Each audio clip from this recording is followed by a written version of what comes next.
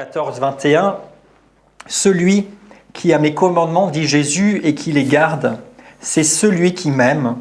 Et celui qui m'aime sera aimé de mon Père, je l'aimerai et je me ferai connaître à lui, ou bien je me manifesterai à lui. » Et donc on avait déjà bien développé plusieurs aspects de cette parole du Seigneur et on est en train de regarder particulièrement ce « je me ferai connaître » ou « je me manifesterai » dans le sens, dans l'orientation de révéler, de déclarer ou de rendre évident. Et Jésus veut être évident pour nous. Jésus veut être révélé. Jésus veut se manifester. Et on a vu plusieurs choses, plusieurs façons dont Jésus lui-même se manifeste.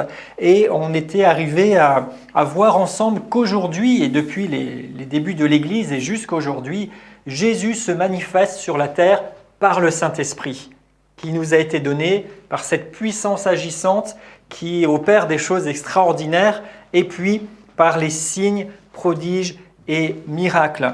Mais particulièrement quand on voit cette réalité que Jésus se manifeste par le Saint-Esprit, il y a cette promesse depuis l'Ancien Testament, notamment dans Joël où il dit « Dans ces jours-là, je répandrai de mon esprit sur toute chair ».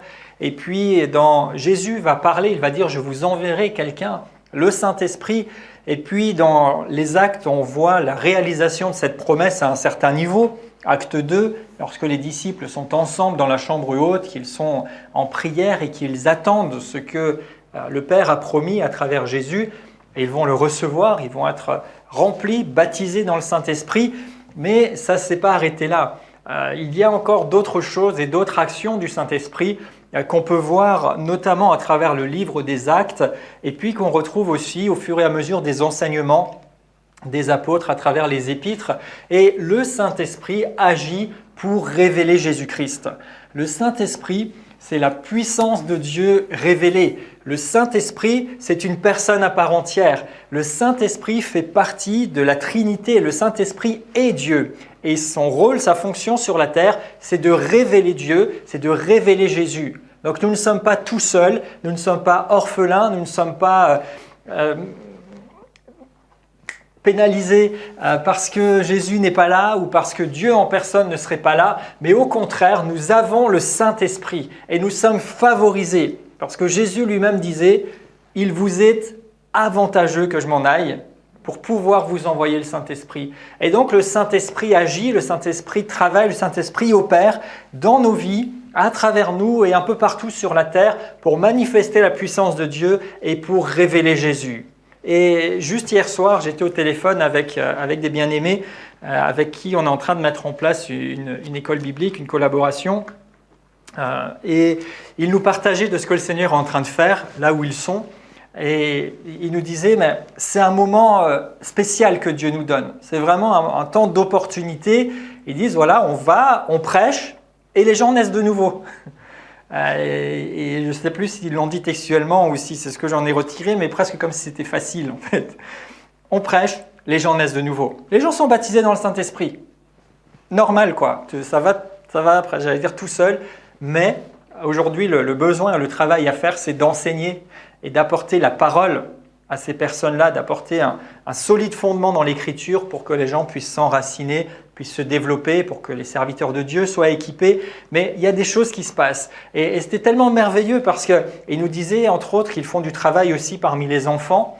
Et ils nous disaient, on a fait un week-end ou un séjour pour les enfants où il y avait un peu plus d'une centaine d'enfants et 80% de ces enfants sont nés de nouveau, ont donné leur vie au Seigneur et ont été baptisés dans le Saint-Esprit. Et il disait, même certains, ils ont reçu ça dans le dortoir pendant la nuit. Les enfants commençaient à parler en langue partout dans la maison et on venait toquer à sa chambre pour dire « mais viens parce que les enfants sont en train de parler en langue ». Donc vraiment une action du Saint-Esprit. Et je ne sais pas ce que ça vous fait, mais moi ça me réjouit énormément. Et je me dis waouh, parce que depuis quelques temps qu'on partage sur ce sujet, je vous ai pioché des choses dans l'histoire des réveils, dans différentes périodes, différentes saisons, différentes années. Mais aujourd'hui, au moment où on est en train d'enregistrer ça, au moment où vous et moi nous sommes là, et on essaye toujours de ne pas dater, mais bon, on est en 2019, c'est pas grave. Mais en 2019, il y a des enfants qui sont baptisés dans le Saint-Esprit, qui donnent leur vie au Seigneur de façon extraordinaire, qui vivent des choses choses simplement parce qu'il y a un couple en particulier, et de plus en plus ils essayent de s'entourer, mais un couple qui a accepté d'obéir à l'appel de Dieu, un couple qui a investi de son énergie, de son argent, de son temps pour se former, pour étudier la parole, et qui donne l'occasion aux gens de recevoir. Et Dieu agit, Dieu opère. Dieu, Jésus se manifeste par le Saint-Esprit. Et il le fait, et il veut le faire ouvertement. Et ce n'est pas seulement dans un endroit qui soit loin, mais je suis absolument convaincu que Dieu veut répandre son esprit, parce qu'il l'a dit dans sa parole. Et il veut le répandre sur nos enfants, aussi sur les grands, les très grands et même les vieux, peu importe qui, quoi, comment. Il y en a pour tout le monde, parce que la promesse, rappelez-vous, Acte 2, 39, est pour tous, pour vous et vos enfants, en aussi grand nombre que le Seigneur les appellera. Donc c'est vraiment merveilleux de voir qu'il y a une œuvre de Dieu, qu'il y a des choses extraordinaires qui se passent, et que là où nous sommes, nous aujourd'hui, mais aussi les gens avec qui on est en relation, avec qui on peut travailler, ils vivent des choses. Et gloire à Dieu pour ça, parce que Jésus est vivant. Jésus n'est pas une icône. C'est pas juste un mémorial de quelqu'un dont on honore la mémoire comme religieusement, mais c'est quelqu'un qui est vivant, qui est vrai et qui agit aujourd'hui et qui veut faire encore et qui va faire des choses merveilleuses. Donc on avait ensemble regardé ce que c'était que les signes, prodiges et miracles. Et notamment on a vu que signes, prodiges et miracles, ce sont des choses qui différencient quelqu'un ou quelque chose du reste. Quand Dieu manifeste sa puissance par des signes, prodiges et miracles, il fait en sorte qu'on puisse faire la différence entre ceux qui lui appartiennent et son œuvre et le reste. Il y a quelque chose de différenciant, de remarquable en particulier, signes, prodiges et miracles. Les prodiges, c'est ce que nous appelons souvent les miracles, c'est-à-dire c'est des choses étonnantes, ça renverse le cours normal des choses, c'est des actions, des interventions de Dieu. Et puis les miracles, communément, c'est des manifestations, c'est la puissance de Dieu, c'est des choses qui sont extraordinaires. Et on avait regardé surtout, nous, 3 aspects. La dernière fois, on avait parlé de la nuée et d'une certaine atmosphère. On avait parlé ensuite du feu, ou bien de la chaleur, et on avait parlé de lumière. Et aujourd'hui, je voudrais toucher encore ici quelques aspects non exhaustifs, parce que l'imagination du Seigneur dépasse largement la nôtre et même ce qu'on a déjà connu, mais aller un petit peu plus avant encore dans la manière ou les manières dont Dieu se manifeste, le genre de signes, prodiges et miracles qui peuvent être révélés et qui servent à nous faire connaître davantage notre Seigneur, mais aussi qui vont amener les gens à être étonnés et à être interpellés et à être attirés par la puissance de Dieu et par le Dieu que nous servons. Alors, le point suivant, ce sera le vent. Le vent. L'un des signes, ou l'un des prodiges, ou l'un des miracles, si vous voulez, c'est le vent. La puissance de Dieu s'est manifestée à travers un vent. Et la première fois, l'exemple et le fondement, c'est dans Acte 2, à la Pentecôte, Acte 2 et au verset 2.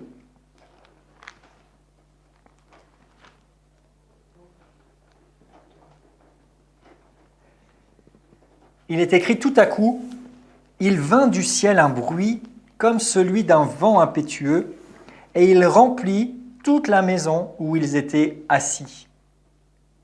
Donc ici, on a parlé d'un bruit comme d'un vent et que ça remplit toute cette maison dans laquelle ils étaient. Le mot Saint-Esprit ou Esprit en lui-même, ça veut dire vent ou souffle. Et l'une des facettes du Saint-Esprit, c'est aussi ce vent ou ce souffle. À travers l'Écriture, on peut voir que le Saint-Esprit ou son œuvre est révélée plusieurs fois comme un vent ou un souffle. D'ailleurs, nous prions ou nous chantons parfois que le souffle de Dieu vienne sur nous ou que le vent de l'Esprit soit manifeste. Et en fait, le mot esprit même contient cette même idée du vent ou du souffle. Et donc, je vais vous partager ici 2 témoignages de l'histoire des réveils. Le premier en Indonésie, où on a ce témoignage. Ils disent « Alors que nous étions en prière, le Saint-Esprit est survenu comme au jour de la Pentecôte. J'ai entendu le mugissement d'un vent à l'intérieur de notre église, comme si c'était le début d'une tornade. Et les pasteurs qui étaient assis sur l'estrade, eux aussi entendaient le sifflement du coup de vent qui approchait et en sentaient la force. Donc, des gens qui ont vécu ce vent de l'esprit qui s'est manifesté. Dans le réveil chez les Zoulous également, on nous rapporte qu'il y eut tout à coup le bruit d'un grand vent. Ce vent soufflait à travers nous et l'Esprit de Dieu a été répandu. Un jour, alors que nous étions tous réunis, tout à coup Dieu a déchiré les cieux et il est descendu. Il y a eu le bruit d'un grand vent et ce vent soufflait comme à travers nous et l'Esprit de Dieu s'est répandu. Personne n'avait besoin de dire aux autres que Dieu était présent au milieu de nous. Nous le savions, nous en étions tous conscients, sans pouvoir dire un seul mot. L'Esprit de Dieu s'est ensuite répandu sur toute la région avoisinante et nous a amené des gens. La première personne qui est venue était une sorcière qui habitait à 7 km de là. Je lui ai demandé qui lui avait parlé de nos réunions. Personne. Qui lui avait prêché? Personne. Qui l'avait invité? Personne. Elle avait été simplement attirée par le souffle de l'Esprit de Dieu. C'est impressionnant.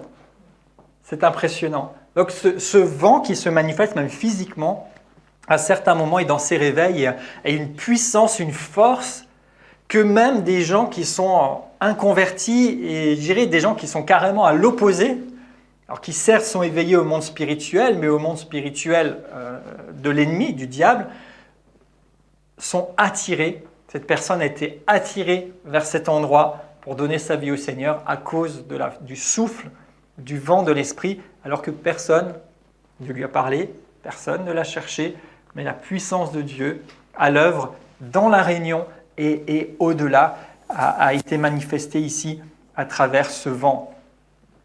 À certaines occasions, dans mon humble vécu aussi, alors vous pourrez vous dire, dis donc, il a tout vécu. Non, j'ai de loin pas tout vécu, mais c'est vrai, par la grâce de Dieu, j'ai vécu pas mal de choses. Et il est arrivé dans certaines rencontres aussi que je puisse sentir comme une brise, un vent qui passe. Et des fois, vous regardez, non, il n'y a pas de ventilateur, les fenêtres sont fermées. Et pourtant, il y a comme un courant, quelque chose qui passe. Et comme il disait là, c'est comme si ça vous traverse aussi. C'est assez particulier.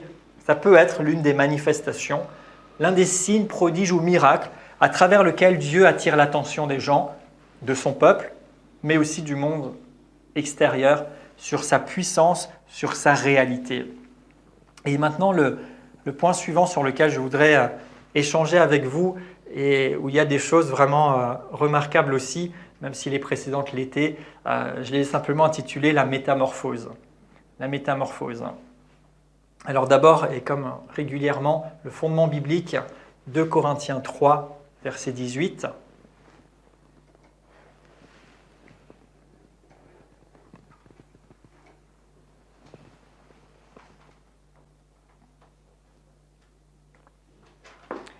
2 Corinthiens 3, 18. Nous tous, dont le visage découvert reflète la gloire du Seigneur, nous sommes transformés dans la même image, de gloire en gloire, par l'Esprit du Seigneur. » Et ici, littéralement, transformé, c'est métamorphosé.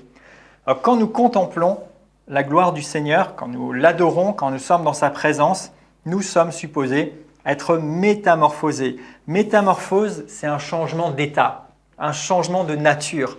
Ce n'est pas juste une amélioration, c'est complètement changé, c'est autre chose. L'état suivant est différent du précédent, c'est la nature même qui change. Et d'ailleurs, quand nous sommes nés de nouveau, notre esprit a été recréé par Dieu, il a été métamorphosé. Il n'a pas été bricolé, il n'a pas été réparé, il a été recréé. Dieu, par le souffle de son Saint-Esprit, recrée notre esprit, mais ça ne s'arrête pas qu'à notre esprit. Nous pouvons vivre une métamorphose, un changement de nature au niveau de notre être tout entier, esprit, âme et corps. au sujet de l'âme, intellect, émotion, volonté, on a notamment Romains 12, 2 qui nous dit « Soyez métamorphosés par un renouvellement de votre intelligence ». Donc là, on voit qu'il y a une participation aussi à renouveler notre intelligence pour permettre cette métamorphose, ce qui veut dire que même nos pensées, nos mentalités ne sont pas seulement supposées s'adapter à la théologie ou à la philosophie chrétienne, mais sont supposées être métamorphosées. C'est-à-dire qu'à un moment donné, vous devriez pouvoir constater, au moins sur certains aspects, parce que nous sommes en cheminement, mais qu'entre une période et une autre, il y a des choses qui ont été complètement transformées dans vos mentalités. Et pour ma part, c'est une réalité. Et l'une de ces réalités, c'est que plus jeune, j'étais terriblement timide et j'avais ce complexe d'infériorité et d'être à part et de ne pas avoir de valeur, etc. Et aujourd'hui, je ne suis pas évidemment orgueilleux ou fanfaron, c'est pas ça, mais j'ai plus de problème avec ça. Aujourd'hui, je suis à l'aise, je sais que Dieu m'aime, je sais que j'ai de la valeur et je sais que ma valeur ne dépend pas des réactions des gens et je suis à l'aise avec ça. Et ce n'est pas juste amélioré, j'essaie de me convaincre, mais j'ai été transformé. Ce qui était un frein, un blocage à une période, aujourd'hui était complètement changé. Et dans ma mentalité, ça a été métamorphosé sur ce point-là. Et il peut y avoir d'autres points que je pourrais citer. Maintenant, il y en a d'autres où il y a encore du travail aussi. Mais une métamorphose, un changement de nature. Et de la même manière, pour notre corps, pour notre vie physique, nous pouvons vivre une métamorphose, un changement de nature, des choses qui ne sont pas normales. Notre nature physique avec laquelle nous sommes nés comme descendants d'Adam obéit à des lois physiques et à des lois du monde physique aussi autour de nous. C'est-à-dire ce qui est établi dans ce monde, la loi de la gravité par exemple, qui fait que si on lâche un objet, il tombe par terre, et tant d'autres lois. Mais Dieu est au-dessus de toutes ces lois, bien qu'il les ait établies. Et pour accomplir ses plans, il peut produire la métamorphose nécessaire pour que nous ne dépendions pas ou que ces lois soient suspendues par rapport à la situation que nous vivons. Et Jésus lui-même nous en donne des exemples dans son vécu, un seul au passage, juste pour la route, quand Jésus apparaît à ses disciples dans la maison où ils se sont enfermés parce qu'ils avaient peur des Juifs, eh bien, il n'est passé ni par la porte, ni par la fenêtre, ni par la cheminée, ou quoi que ce soit, puisque tout était fermé, et pourtant il est entré avec son corps physique dans cet endroit. Donc à un moment donné, un corps physique, ça n'est pas supposé traverser des matériaux. Cependant, à ce moment-là, la matière a été métamorphosé et le corps de Jésus pour pouvoir entrer dans cet endroit sans passer par les ouvertures traditionnellement prévues à ce sujet. Mais revenons à notre propos et regardez dans l'histoire des réveils également des gens qui ont vécu des choses qui ne correspondaient pas aux lois physiques naturelles, normales du moment. Et j'ai ici des témoignages des prophètes cévénols. Et il nous est dit qu'un certain prophète, qui s'appelait Clary, sur indication de l'Esprit, a été préservé au milieu des flammes. Sa protection a été totale, même ses cheveux et ses habits ont été préservés. C'est-à-dire que cet homme-là s'est trouvé un moment à devoir être dans du feu. Alors, je n'ai pas les détails de l'histoire, je n'ai pas pu retrouver, mais il a été protégé. Il n'a pas été brûlé, même pas les cheveux, alors que c'est en général les premières choses qui fondent vite. Moi, je les ai courts maintenant, mais même si vous mettez un briquet ou une source de feu, le cheveu, ça fond très vite. D'accord ? Et ici, je n'ai pas pu m'empêcher de penser à quelqu'un, à Daniel. Daniel, et il nous est dit de lui dans Daniel 3, 27, qu'avec ses compagnons, alors qu'ils étaient dans la fournaise, même l'odeur du feu ne les avait pas atteints. Et ça, c'est quelque chose qui m'interpelle à chaque fois. Et hier encore, j'ai fait un petit feu de bois pour griller quelque chose. Et même quand vous faites un petit feu de bois pour griller à manger, déjà, vous sentez le feu. Mais eux, ils étaient dedans. Et non seulement ils n'ont pas été brûlés, ils ont été protégés, mais en plus, même l'odeur ne les a pas touchés. Et ici, on a ce témoignage donc des prophètes cévénols, qu'à un moment donné, dans le feu, ils ont été gardés. Toujours concernant les prophètes cévénols, certains ont été protégés contre des tirs de balles. Il rapporte « Dieu arrêtait aussi la force des balles de fusil. de sorte qu'elle frappait quelquefois, comme à bout touchant, ceux que Dieu voulait protéger. Un de nos soldats m'a fait voir son juste au corps, percé de 3 balles, à 2 pouces l'une de l'autre, vis-à-vis des reins. Les 3 balles sont restées dans la chemise. Une chemise, ça ne reste pas. Hein. Donc aujourd'hui, les gens mettent des gilets pare-balles ou autres pour se protéger. Là, il a juste une chemise et certainement quelque chose par-dessus, mais les balles sont arrêtées. Alors qu'on leur tirait dessus, ici ils disent comme à bout touchant, c'est-à-dire à bout portant, c'est-à-dire que le fusil, il est là. Donc si vous êtes là ou à quelques centimètres, le fusil, la balle, elle passe, quoi. Hein. Et là, elle s'arrête sur le vêtement. Waouh!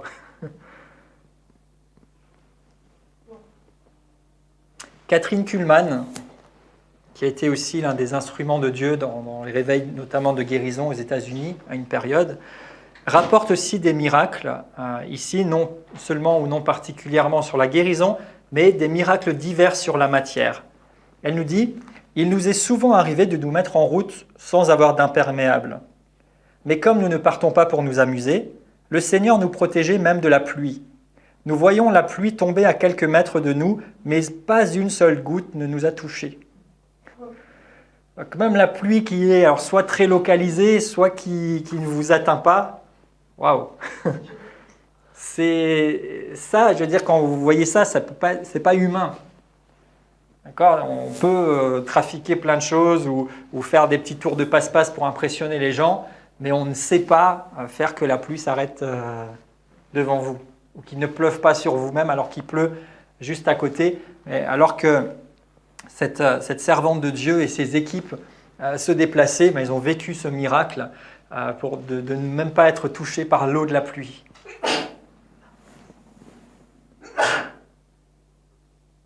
Dans le réveil indonésien, dans les années 1965, il est rapporté plusieurs choses.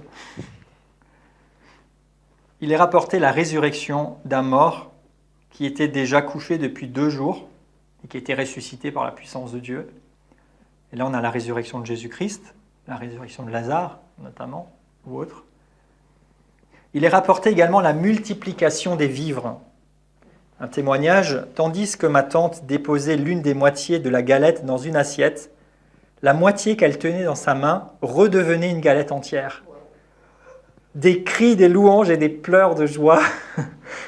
Ça, c'est sûr. Et il parle également de la multiplication du thé. Donc, il leur manquait de nourriture et de choses pour tous, mais ça se multipliait et sous leurs yeux. Évidemment, ici, comment ne pas penser à la multiplication des pains que Jésus a accompli. Et toujours dans la même ligne de la protection, il est rapporté que des pierres qui étaient lancées sur un prédicateur s'arrêtaient tous à 50 cm de lui et tombaient par terre comme si elles avaient percuté un mur. Les païens étaient si étonnés qu'un grand nombre d'entre eux se sont mis à croire en Jésus-Christ. Donc on a bien sûr dans l'histoire et même dans les actes des gens qui ont été lapidés, on peut penser à Étienne, et qui ont été effectivement lapidés à cause de leur témoignage. Mais ici, on a le témoignage de quelqu'un dont Dieu a voulu manifester sa puissance en faisant que même quand on le lapidait, les pierres s'arrêtaient. Et les gens se sont donnés au Seigneur. Waouh! Mais quel témoignage, quel signe! Alors, on peut se dire, à quoi ça sert tout ça? Ça sert à témoigner de la puissance de Dieu. Mais vous remarquerez aussi que ces manifestations de puissance sont reliées à des moments qui ne sont certainement pas des plus agréables. Quand on vous balance des pierres, c'est que déjà, c'est chaud pour vous. Quand on vous met le fusil à bout portant, c'est chaud pour vous. Mais même dans ces situations de l'extrême, Dieu en profite pour manifester sa puissance et pour sauver les gens qui voulaient vous détruire. Waouh! Toujours au sujet de ce que je mets ici dans la métamorphose, chez les Zoulous, il est rapporté nombreuses délivrances et un missionnaire rapporte « Vous avez vous-même vu le visage d'une vieille sorcière, mais en un instant, l'expression du visage de cette femme a été transformée et elle a ressemblé à une sainte qui aurait vécu dans la présence du Seigneur depuis des années. Alors nous, on imagine, bon, il y a un petit peu tout ce qui est dessin ou film ou imaginaire, en disant la sorcière, en général, voilà, elle a une sale tête, un gros nez avec des boutons, beaucoup de rides, très sombres. Mais vous savez, même ces choses imaginaires, où aujourd'hui dans les films, on est capable de faire des effets spéciaux encore plus poussés, mais ces choses-là ne sont pas le fruit de l'imagination des producteurs. Hein. C'est tristement, mais réellement, une certaine forme de révélation de ce qui se passe dans le monde spirituel négatif, et c'est peu à côté de la réalité. Bon, c'est une parenthèse, mais des fois on demande au Seigneur d'ouvrir nos yeux sur le monde spirituel, et oui, mais il faut se dire que le monde spirituel, il y a les choses merveilleuses de Dieu, mais il y a aussi un monde affreux et dégoûtant du monde de l'ennemi. Et le visage d'une sorcière, c'est comme nous on peut l'imaginer, mais dites-vous que vous pouvez en rajouter largement pour voir ce que ça peut être. Mais quelqu'un qui est dans ces milieux-là, dans l'occultisme, etc., de toute façon, il y a quelque chose qui reflète souvent du visage, de l'expression de ces gens. Mais ici, quelqu'un est venu, une sorcière est venue, et au moment où elle s'est donnée au Seigneur, elle a été transformée en un instant. Son visage a été complètement changé. Et je pense plus récemment à notre ami Yves, qui parfois aime bien nous montrer 2 photos avant-après, de quand il a donné sa vie au Seigneur. Et c'est vrai que déjà l'expression change. Le précédent, je ne suis pas trop sûr que j'aurais eu envie d'être en face de lui. Le suivant, c'était beaucoup mieux. Et bien sûr que nous devrions, nous aussi, et parfois on peut le constater de façon plus ou moins flagrante, mais avoir meilleure mine, un meilleur aspect quand on marche avec Dieu, parce qu'on est dans la lumière. Et même quand ça ne va pas, ou qu'on peut être un peu abattu, un peu découragé, mais on ne sombre pas. Il y a quelque chose quand même qui devrait se refléter. Et d'ailleurs, régulièrement, des personnes disent « mais vous avez quelque chose, vous êtes rayonnant, il y a quelque chose qui émane de vous ». C'est cette présence de Dieu qui opère. Là aussi, l'exemple, nous l'avons avec Jésus lui-même, dans Luc chapitre 9, où il nous est parlé de sa transfiguration, alors qu'il est allé à la montagne avec certains de ses disciples, et il est dit que tout d'un coup, son visage s'est mis à briller, et que même ses vêtements sont devenus blancs, tels que le foulon ne peut pas blanchir, c'est l'expression biblique. Aujourd'hui, on pourrait dire tel que la lessive qui prétend faire plus blanc que blanc ne sait pas faire. Donc il y a eu une métamorphose, quelque chose sur son corps, mais même son vêtement qui a changé d'aspect. Et dès l'Ancien Testament déjà, on voit qu'à un moment donné, certains étaient découragés à cause de l'aspect de la gloire de Dieu sur le visage de son peuple. Donc il y a vraiment quelque chose. Le visage de Moïse qui brillait au point qu'il fallait le couvrir. Donc tout ça, ce sont des réalités de la puissance, des signes, prodiges et miracles que Dieu peut manifester. Au sujet toujours de ces témoignages à Adulam en Chine dans les années 70, rappelez-vous, Adulam, c'était ce refuge pour enfants où il y a eu toute une effusion de l'esprit aussi. Et il donne encore ce témoignage dans le livre Vision au-delà du voile. Lorsque nous étions tous en train de prier et de louer le Seigneur ensemble, les yeux fermés, certains enfants ressentaient qu'ils recevaient des gouttes d'eau sur la tête. Pourtant, il y avait bien un toit entre eux et le ciel. Cette pluie rafraîchissait leur cœur. Ces gouttes devenaient parfois de plus en plus nombreuses jusqu'à former une averse. L'averse était si forte qu'elle devenait une pluie, qui devenait un déluge et qui remplissait la pièce, et le niveau montait tellement que les enfants étaient submergés par ces flots célestes merveilleux qui leur communiquaient la vie. À différentes occasions, le Saint-Esprit a été vu par des enfants du foyer d'Adulam sous la forme de langues de feu. Alors là, ça reprend ce qu'on avait vu précédemment et la Pentecôte. Et beaucoup sentaient le souffle du Saint-Esprit sur eux comme un vent qui inondait leur âme de paix et de puissance. Donc on retrouve ici ce vent toujours et aussi cette pluie. Et l'Écriture nous dit, j'ai cité tout à l'heure rapidement Joël, qui nous dit que le Saint-Esprit sera répandu sur toute chair. Et dans ce passage de Joël 2, il est dit que je vous enverrai la pluie de la première et de l'arrière-saison. Donc le Saint-Esprit peut être répandu comme une pluie, soit une pluie physique carrément, ou soit une pluie, comme dans ce témoignage, quelque chose que vous ressentez, c'est comme s'il y avait de l'eau qui coulait sur vous. Certes, physiquement, vous la saisissez peut-être pas, mais vous ressentez comme cette pluie ou comme ce fleuve. Et là aussi, l'Écriture nous parle, Ézéchiel 47, de ce fleuve d'eau de la vie qui coule du trône de Dieu et qui se répand. Il est dit que partout où ce fleuve, ce torrent se répand, il emmène la vie de Dieu avec lui. Et puis on le retrouve dans l'Apocalypse, ce même fleuve qui coule du trône de Dieu, autour duquel des arbres fleurissent et prospèrent et qui est là pour amener la vie de Dieu. Et ce fleuve, qui était d'ailleurs à une période, il y a eu aussi beaucoup de choses dites au sujet du fleuve de Dieu, où des gens ressentaient comme s'il y avait de l'eau, comme s'ils étaient dans de l'eau, comme ils étaient dans le fleuve. Pourquoi pas? Ça peut être l'une des choses que l'on peut vivre ou ressentir et qui révèle, qui manifeste la présence de Dieu. Et puis une petite rubrique divers, dans laquelle on pourrait mettre beaucoup plus de choses, mais dans les points divers de signes, prodiges ou miracles, dont on a entendu des témoignages ou dont on voit des choses qui se passent. Je citerai encore qu'on n'a pas vu la manne. Il y a eu des témoignages à plusieurs endroits de personnes qui ont trouvé une substance qu'ils ont décrit comme étant de la manne, comme si Dieu avait fourni ou donné une nourriture surnaturelle. Il est question aussi de l'huile, et pour ça, nous avons le témoignage notamment avec le prophète qui a parlé, et cette femme qui rassemble tous les récipients possibles, et l'huile ne s'arrêtait pas de couler jusqu'à ce qu'il n'y ait plus de récipients. On a le témoignage de personnes aussi qui disent qu'il y a comme de l'huile ou de l'huile du Saint-Esprit qui se manifeste parfois sur les mains de certaines personnes. On sait aussi que l'huile, dans l'Écriture, c'est une des représentations de l'onction de Dieu et de sa puissance. Donc des gens qui ont eu de l'huile qui coulait de leurs mains. Souvent, ça s'accompagne d'ailleurs d'ensuite de guérison ou de prières pour les gens et ça produit des miracles. On parle aussi de miracles de création. Nous, quand on dit miracle, on pense parfois à guérison tout court, mais des miracles de création, un organe qui n'existe pas et qui est créé par la puissance de Dieu, ou plus généralement un besoin quelconque, que ce soit même dans le domaine matériel. Il y a des miracles de création, Dieu qui fait quelque chose à partir de rien, des choses qui n'existaient pas et que Dieu amène.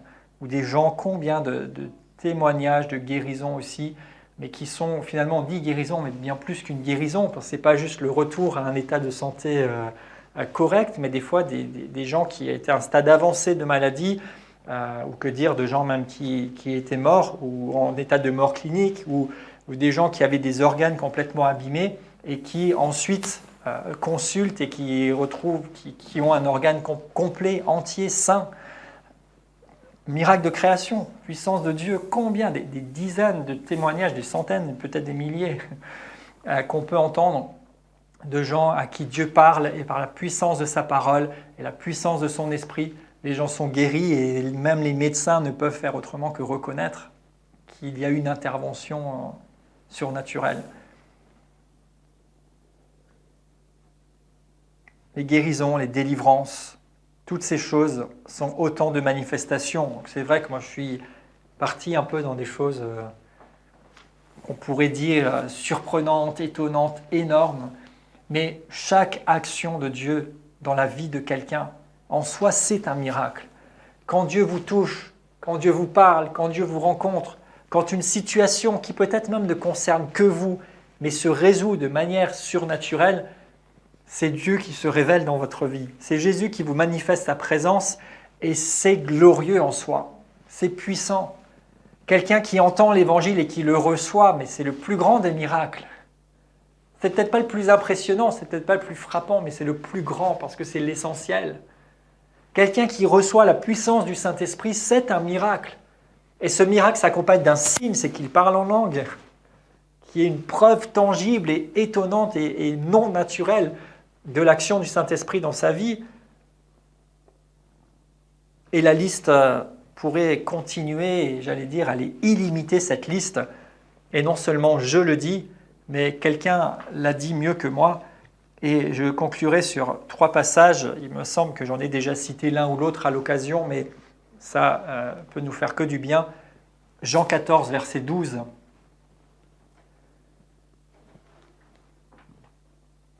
Où Jésus, notre Maître, lui-même nous parle, donc dans le même contexte, juste quelques versets avant notre passage de référence où il dit « Si vous avez ma parole, que vous les gardez, vous m'aimez, je vous aimerai, le Père vous aimera, et je me manifesterai à vous. » Il disait juste un petit peu avant, au verset 12, « En vérité, je vous le dis, celui qui croit en moi fera aussi les œuvres que je fais, et il en fera de plus grandes. » Jean 20, verset 30, conclusion de l'évangile de Jean quasiment. Jésus a fait encore en présence des disciples beaucoup d'autres miracles qui ne sont pas écrits dans ce livre. Et je souligne le beaucoup et autres. Donc certainement qu'il y avait beaucoup d'autres miracles et probablement de la même nature que ce qui est écrit, mais il y a peut-être eu d'autres miracles de nature différente qui n'ont pas été inscrits, mais que Jésus a pu faire. Jean 21, verset 20, comme si ce n'était pas suffisant, avant de terminer complètement son propos, il revient encore sur ce point et il nous dit encore une fois, Jésus a fait encore beaucoup d'autres choses. Et si on les écrivait en détail, je ne pense pas que le monde même pourrait contenir les livres qu'on écrirait. Donc pour que le monde soit rempli de livres, il faut quand même écrire pas mal de choses. Donc ça laisse beaucoup d'espace, à la fois à des choses qu'on a pu évoquer ensemble, et à la fois aussi à nous attendre et à croire que sur le fondement de ce que Dieu a fait, déjà dans ce que nous avons dans un livre, qui est déjà pas mal, ce livre que nous avons comme référence, la Bible, depuis la Genèse, et d'ailleurs jusqu'à l'Apocalypse, c'est miracle sur miracle, signes, prodiges, révélations, manifestations, tout au long, dans toutes les époques, et aujourd'hui encore, Dieu se manifeste dans l'histoire, je vous ai montré des exemples, dans nos vies, Dieu fait des choses, dans notre quotidien, dans notre vécu, et on est loin d'avoir tout vu. Et il peut faire encore beaucoup plus que ça, parce qu'en fait, ici, on pourrait un petit peu reformuler l'idée de Jean en disant s'il fallait écrire tout ce que Dieu est capable de faire, on ne pourrait pas parce que ça remplirait plus que le monde. Et quand on parle de ces signes, prodiges et miracles, et tout ce que je viens d'évoquer avec vous dans cette partie de notre partage, de notre série, c'est pour vous montrer que Dieu est capable de faire tellement, tellement, tellement plus que ce que peut-être nous imaginons, nous concevons. Et quand nous disons signes, prodiges et miracles, nous pensons à certaines choses qui sont déjà puissantes et glorieuses, merci Seigneur, mais en fait ça va beaucoup plus loin que ça. Il est complètement illimité.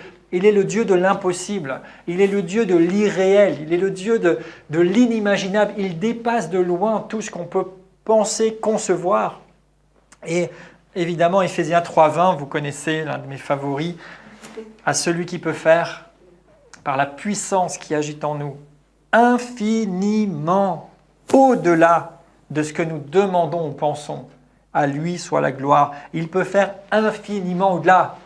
Alors, s'il y a des choses qui vous ont impressionné dans ce qu'on a dit, quand on a parlé d'atmosphère, quand on a parlé de choses qu'on peut toucher, sentir, quasiment palper, quand on a parlé de feu, au point que, rappelez-vous, des gens voyaient des flammes et venaient avec leur seau d'eau alors qu'il n'y avait rien à éteindre. Quand on parle de vent qui fait que même des personnes qui sont loin de Dieu sont attirées dans sa présence. Quand on parle de toutes ces choses-là et tant d'autres, mais il peut faire encore infiniment au-delà. Infiniment au-delà. Et nous ne voulons pas, je le redis, courir après des choses pour la sensation. Mais nous voulons nous attendre à Dieu pour qu'il puisse faire exactement ce qui convient au moment où nous sommes, à l'endroit où nous sommes, à notre situation et à la situation des gens qui sont à notre contact. Et nous dire, Seigneur, tu as été capable d'arrêter les balles d'un fusil pour quelqu'un, de faire tomber les pierres avant qu'elles ne l'atteignent. Alors même si peut-être je suis dans une difficulté, peut-être si je ne sais pas comment m'y prendre, mais tu es capable de me protéger, de me garder. Tu as été capable de faire que les gens ne soient pas mouillés, tu as été capable de manifester ta puissance de tellement de façons. Seigneur, tu es capable d'agir dans ma vie. Et nous avons tout l'Ancien Testament qui nous montre ses exploits pour nous extraordinaires, mais rappelez-vous qu'ils ne sont même pas glorieux, selon ce que dit Paul aux Corinthiens, à côté de la gloire qui doit être révélée, et qui a commencé d'être révélée dans le Nouveau Testament qui est écrit, mais qui doit continuer de se révéler et d'arriver à son accomplissement le plus grand, alors que nous continuons de grandir, d'aller dans la maturité pour être cette Église que Christ vient chercher, une Église glorieuse, sans tache, ni ride, ni rien de semblable, qui vit dans la puissance du Saint-Esprit, qui vit la métamorphose, qui vit dans les signes, prodiges et miracles qui accompagnent le témoignage réel et vivant de Jésus-Christ. Donc aujourd'hui, comme alors, Dieu peut, veut, va, et je vais même dire au présent, Dieu se manifeste et se révèle par des signes, prodiges et miracles. Donc prochainement, on parlera ensemble des effets, on pourrait dire, de certaines manifestations physiques. Quand la puissance du Seigneur agit, comment on réagit, qu'est-ce qui se passe, qu'est-ce qu'il peut y avoir comme effet.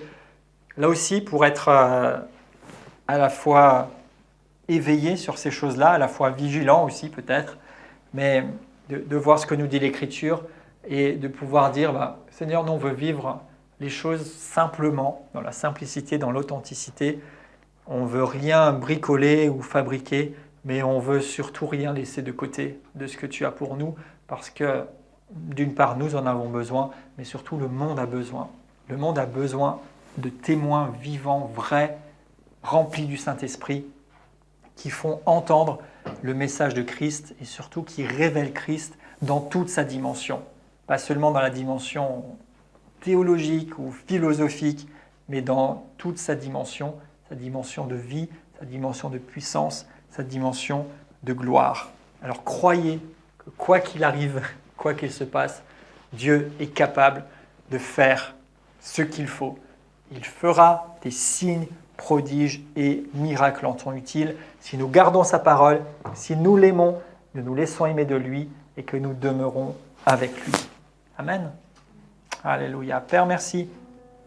Merci pour ta parole. Merci pour toutes ces choses que nous pouvons voir à travers ce que tu nous as laissé comme héritage de cette parole écrite, à travers ce que tu as fait quand tu étais sur cette terre, à travers ce que ton esprit nous révèle dans nos esprits et aussi à travers ce que tu fais de ci, de là sur la terre, Seigneur. Au fil des temps, au fil des générations, tu manifestes ta puissance, tu manifestes ta gloire.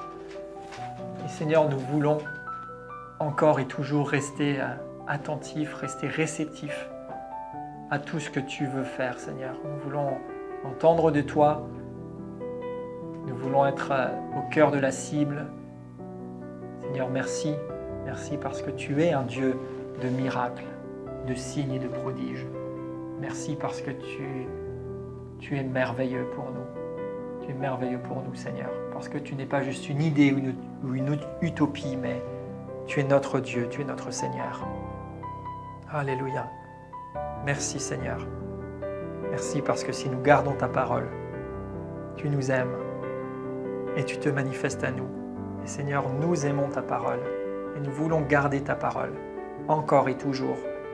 Et peut-être plus que jamais dans les temps dans lesquels nous sommes et les temps qui viennent, où il y a tant de choses qui peuvent être dites, faites et à gauche, à droite, mais nous voulons garder un cœur déterminé, dévoué à ta parole écrite et à la parole faite chair, toi Jésus vivant et glorifié, à qui nous pouvons tout confier et auprès de qui nous avons toutes les réponses qu'il faut.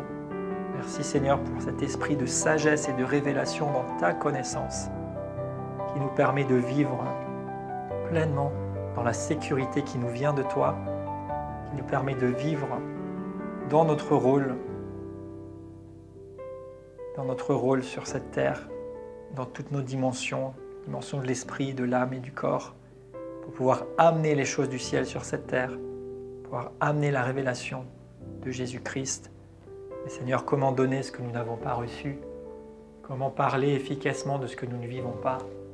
Mais merci Seigneur, parce que tu ne nous montres pas quelque chose comme si c'était inaccessible, mais tu éveilles nos pensées, tu éveilles nos cœurs, tu éveilles notre être aux réalités que tu t'apprêtes à manifester encore Je te remercie parce que tu nous rends participants à ton œuvre de gloire. Seigneur, merci pour les signes, prodiges et miracles. Et je déclare au nom de Jésus que toute situation maintenant qui n'est pas conforme à la volonté de Dieu fait l'objet d'un signe, d'un prodige ou d'un miracle, et que les choses sont ramenées dans l'ordre divin au nom de Jésus. Et ce, pour nos corps, pour nos âmes et pour nos esprits, pour nos situations, pour notre environnement. Je déclare la volonté de Dieu, la puissance divine libérée pour manifester ce qui convient. Alléluia. Merci Père pour ta gloire. Merci pour ta puissance qui est infinie. Tu sais ce qu'il faut faire. Nous ne te dirons pas quoi faire, Seigneur. Nous te disons simplement fais comme il te semble bon. Nous sommes tes serviteurs et tes servantes, à travers qui tu peux faire ce que tu juges convenable de faire. Merci Père, dans le nom de Jésus.